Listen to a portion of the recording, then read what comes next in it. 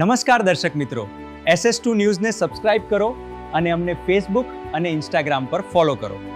જોડાઓ. મારે ત્યાં સુધી કેવું છે કે વિધાનસભાને કે લોકસભામાં આ નિયમો નથી, તો પછી નાના કાર્યકર્તા માટે તાલુકા પંચાયતની ચૂંટણી લડતો હોય, જિલ્લા પંચાયતની ચૂંટણી લડતો હોય કે નગરપાલિકાની ચૂંટણી લડતો હોય, એવા નાના કાર્યકર્તા માટે આવા નિયમો શું જરૂર છે?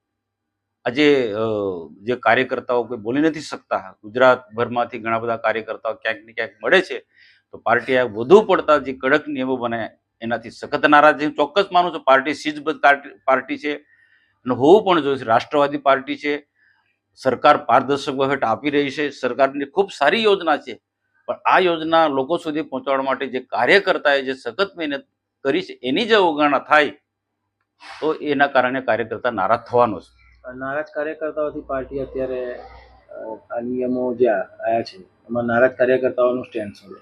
એમાં કદાચ આગેવાન નારાજ ના થાય કે જે પાર્ટી જે ઉમેદવાર ડ્રોપ કરે છે એ નારાજ ના થાય, પણ એની સાથે આસપાસ જોડાયેલા કાર્યકર્તા નારાજ થવાના છે. એ તાત્કાલિક નવો ઉમેદવાર આવી જાય છે એને થોડા સ્વીકારવાનો છે.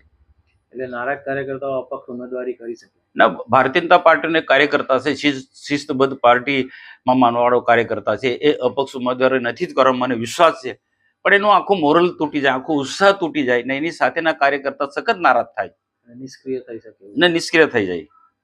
તે નિષ્ક્રિય થાય તો પાર્ટીને જ નુકસાન થઈ શકે. કાર્યકર્તા જયારે નિષ્ક્રિય થાય, ઉમેદવારનો જે ઉત્સાહ તૂટી જાય, તે બીજાના માટે કેટલું ઉત્સાહથી કામ કરવાનો છે. એટલે આ પાર્ટીએ સમજવું જોઈએ, લોકસભા કે વિધાનસભામાં આ વસ્તુ નથી, તો પછી તાલુકા પંચાયત, જિલ્લા પંચાયત કે નગરપાલિકામાં આવા બધા કડક નિયમો લાવવાની કોઈ જરૂર નથી. બાંધછોડ આપવી જોઈએ. પણ યુવા ટીમને પ્રમોટ કરવાની વાત પાર્ટી દ્વારા કરવામાં આવી છે.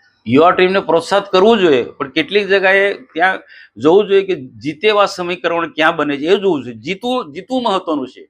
આજે જીતવું મહત્વનું છે. યુવાનોને ચોક્કસ પ્રોજેક્ટ કરો, સંગઠનમાં યુવાનોને જોડે, એ વસ્તુ અલગ છે, પણ ચૂંટણી જીતવા માટે તો કેટલાક પરિપક્વ લોકો જે છે, વર્ષોથી કામ કરતા લોકો હોય, એવા લોકોને જ પ્રોજેક્ટ કરવા જોઈએ.